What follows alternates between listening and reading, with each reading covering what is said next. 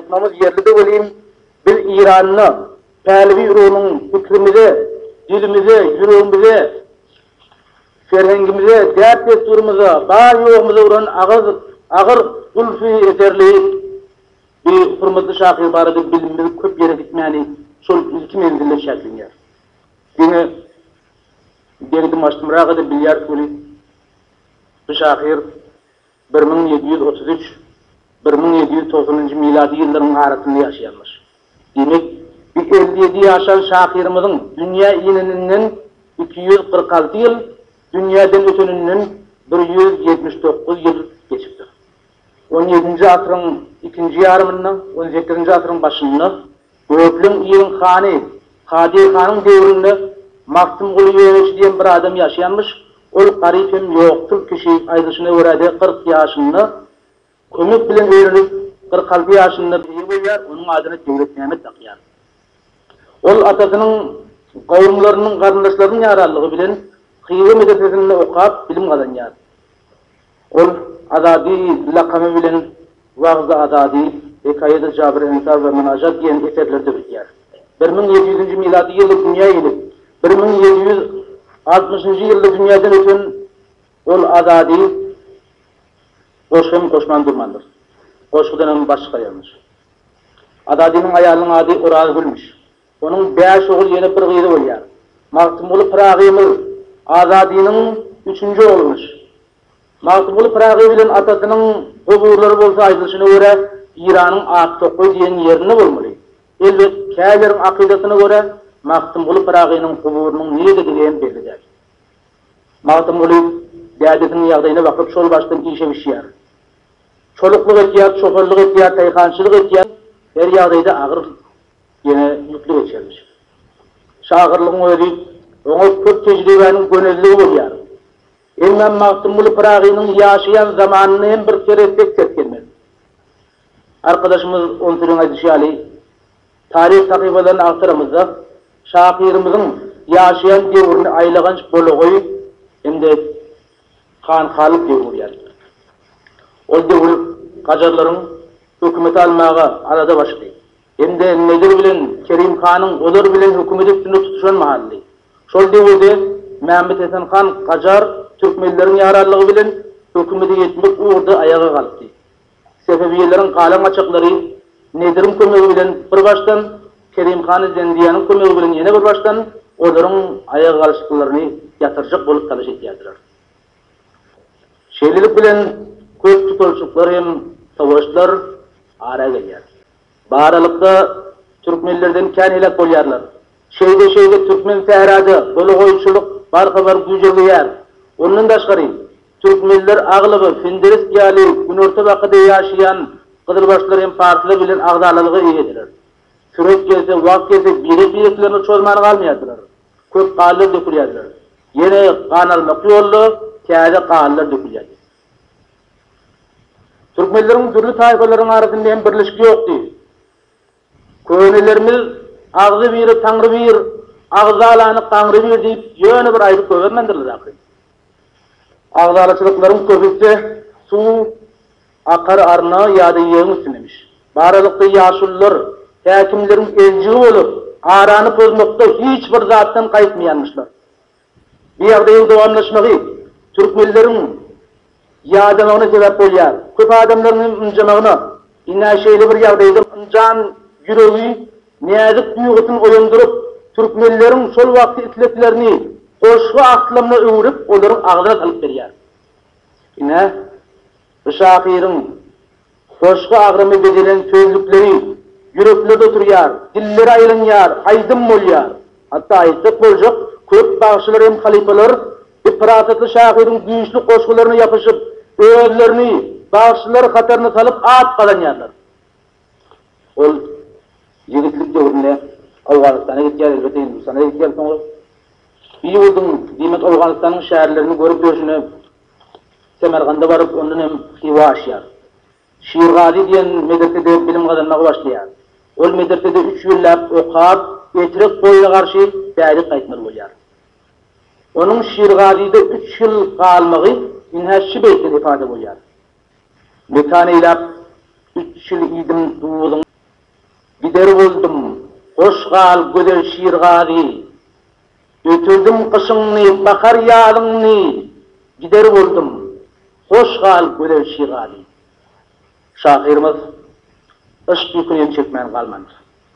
Yollu yolukturdy çeşme jadyny, ölçerdim, elçoydum ışkyň oduny, köňül gözgüsini ýaryň adyny, turat keşlik edip çyzmaly boldum. Ol hoşgu döretmekde, yarın kirpiklerinden tansız beytalanım bildirýär. Perde tartıp yüzlerimi, raýyş verip sözlerimi, maktum guly gözlerimi, yekem Meňlixan gördü. Ol insanyňda çykany bolan Meňlixanyň gusalyny etmeýär. Ondan bilendir destanım, göýe kendin çykdy janım, gözü ýaşlanım, yüreğim içine nar kıldı. Bu vakalardan soň Maktum ula aqil diýen bir zenany bilen durmuşa çykýar. Ondan 2 oğlu bopdur. Sary adam boldy gerek 7 ýaşynda, Ibrahim bolsa 12 ýaşynda dünýäden ötýärler. Perzentsizlik oňa agyr gelýär. Bolmasa ýigitiň zurýady, ölenni tutulmaz ady, tutuşmaz sinanyň ody, başdy hyýaly bolmasa. Ol ýene dünýäden ötüp ýygyň bükün çağalaryny köp sirişler başlaýar. Papyrymyň miwol bagy, üzülli yüregimiň ýagy, kemer kamyň qaradagy, razy bolgun molly bäde. Ýanymda deň duşuň oýnar, papyrymda bazanyň aýnar, içim ýanyp gözüm oýnar, gefämde käkilim balam. Kerden ýadyna düşüp aýrylykdan ustadlyk bilen sözleýär. Aýralygy adam ogly neýlesin, kim galar görmeýin ajal hilesin, maktum uly, heýwan milde balasyn, adam ogly ýyglamayın bolar. Gülmatada enkizisyon merkezleri türlü, kilisalaryň peýleri uzak zamanlap buğda döndürşýäli.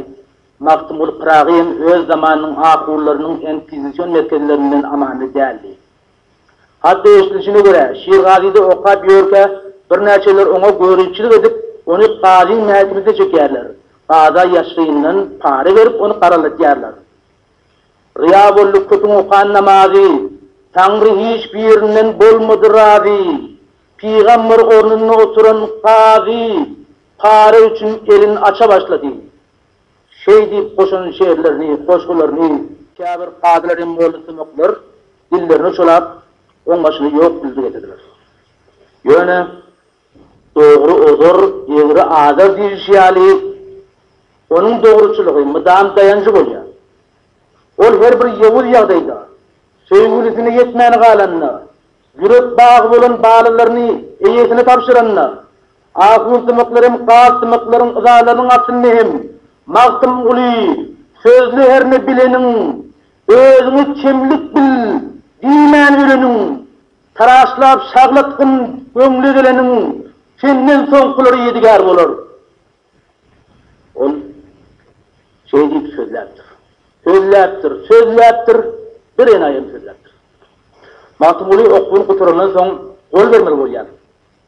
Ustad gözlýär. İň soňy Niyazguly Halifa diýen bir ruhanynyň ýanyna barýar. Emma ol ruhany ahyrymyzda näme jogat berýär? Bize agdyna geleni samrap ýören däli şahyr gereksälo bar gitip onu ýüzüne goýýar. Emma görüň, şol däli şahyryň ýangra sözleri inhä şuwap biziň duýsanjymyz, biziň guwanjymyz, biziň barymyz, ýogumyz, wah. Aramyzda ağzına geleni ýangrap ýören maktum urýaly şahyrlar käm bolsaýmyş, onu şaýat düňkü ýagdaýda, arya meýirlik ýagdaýda bu kymmatly eserimiz sansur kerkiginiň aşagynda bölek bolmazdy. Onu men bugün bu şahyr haqda söýlejek bolamda, onuň bolan günni, onun ölen günni aýtmagy ýerli bolmazymda, onuň bolan günni, ölen günni tagwimlerde ýazylardy. Ýadyna, adyna bayramçylyklar, festivallar gurulardy.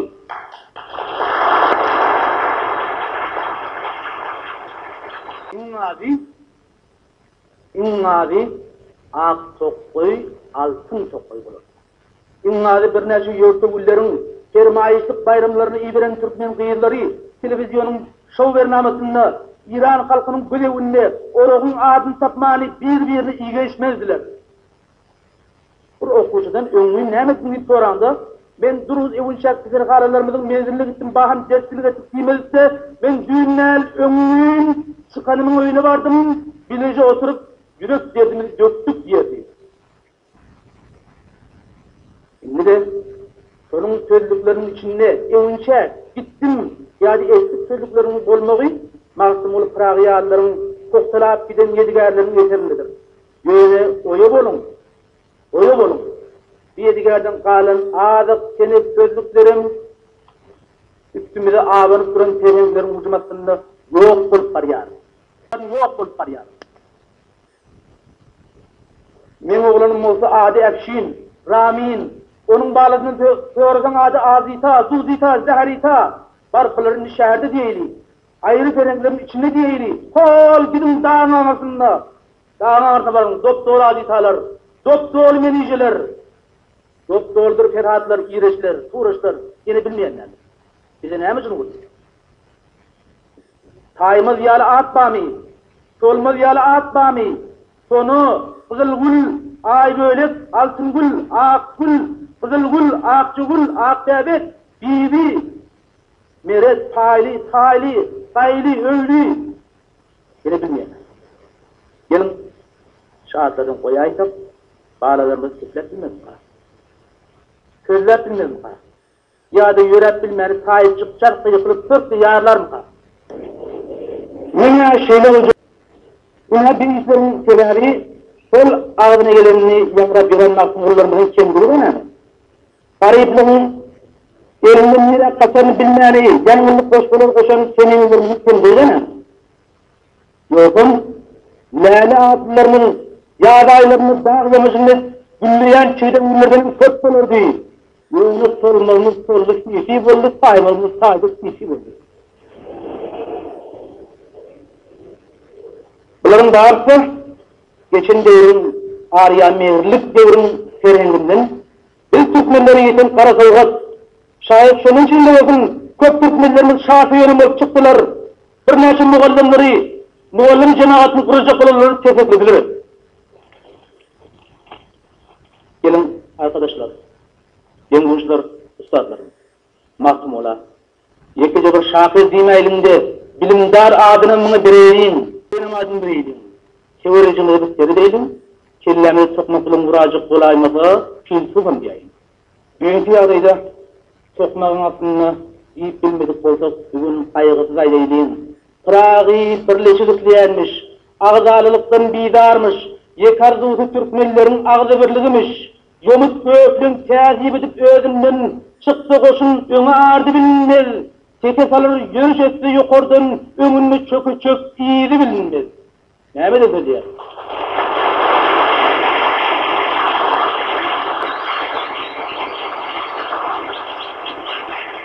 Nasıl şeýle diýýär, şeýle arzuwy bilen näme? Bargyt Agatabay, ay ýok bul garynjy, ay kör Jaferbay, köplüğün teke yomut diýip ölenlerin biri yediler koyan zatlarını, bize aydıp giden dürdani sözlerini sarpa koymadık. Onun maksatlarını öldürmediğinize bäde durdun, kaytıp onu hıyanetçi olduk. Vah vah, yatın yeri yaktı olsun. Masumulu Pırağ'ın ruhu bizden yana çerefer vuruyandır. Denguşlarım, var aramızda. Barda dimeyli, köp aramızda. Ayal olan uşakları bilen parça çekiplemeli ululuk bir yerler. Köp aramızda Türkmen bolu bağlı çağılır Türkmençe dünyarlar. Hatta bar aramızda dilim lan, gözüm kör, Türkmen bulurlarını kıyınılıp yürerler. Şayet de Pırağı, bazarım sınırlı, kırıydım galli, dükkanım eğsiz galli neyleyin, binasın dargıttı karatçı doğrulu, parçasını düğürleyin, üveysi düzenli, bizim yağdayımızda canı ağırıp, onu sınırlı eriyen olsun.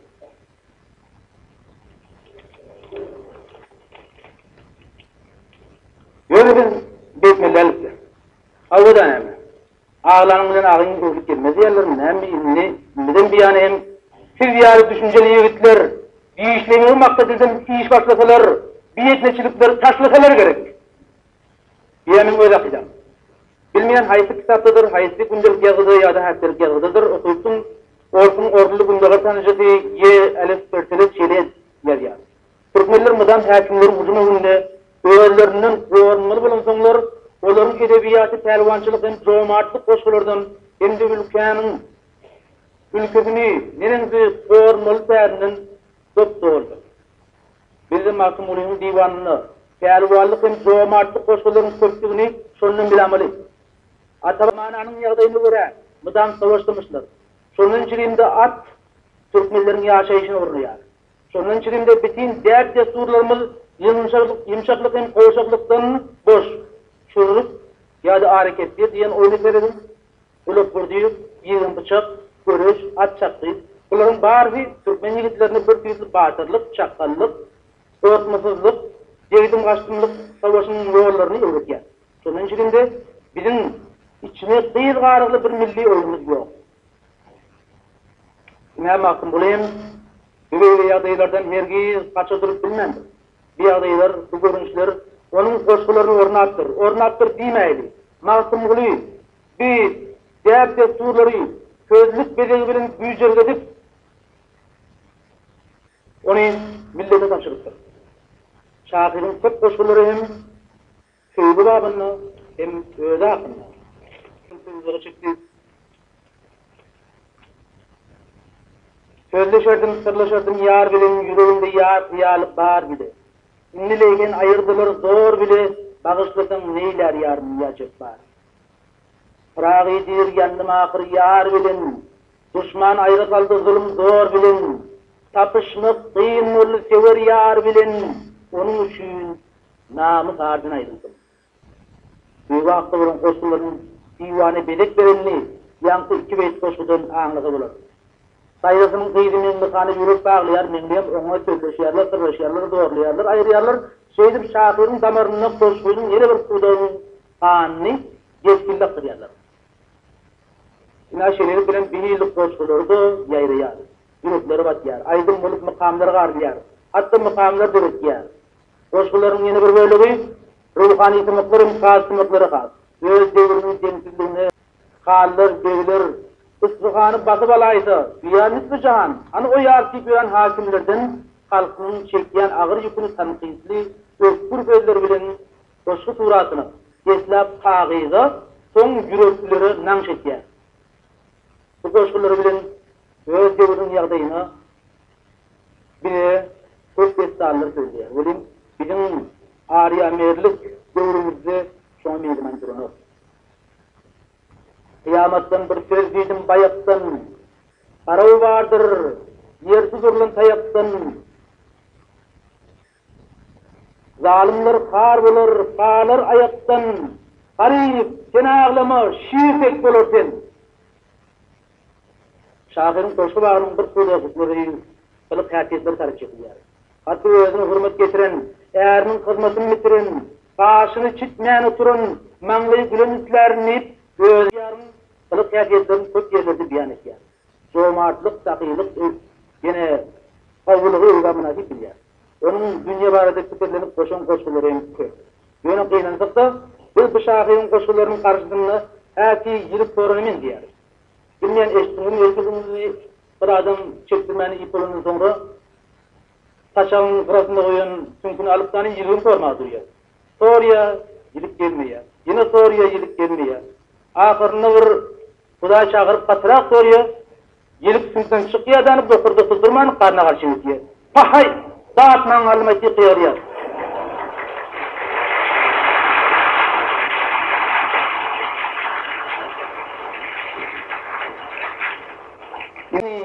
Sonun yılık doğrup dağıtman kalışıyalı bıçağın koşkullarını terekkiyar, tatlı okuyar, mağına düşündürüşünün rahat dağıtman kalıyar.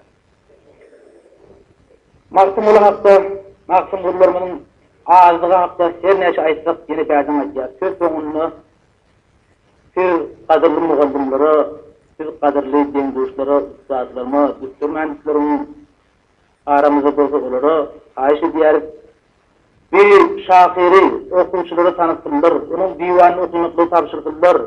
Bir de oku cayları, siyabalları, meydanları, oğulları, klasik şahirlerimizin adını takmaklıkta aladalı oldular. Şunu yadınızdan çıkarma. Klasik şairlerimizin adları, kıyabarları, medreselere, yine ayrı merkezlere takılsın. Ak tokkoyun, altın tokkoyun koymak ümidi bilen, yine şu cemaatın arasından mahkumların görmek ümidi bilen dinleyenin için.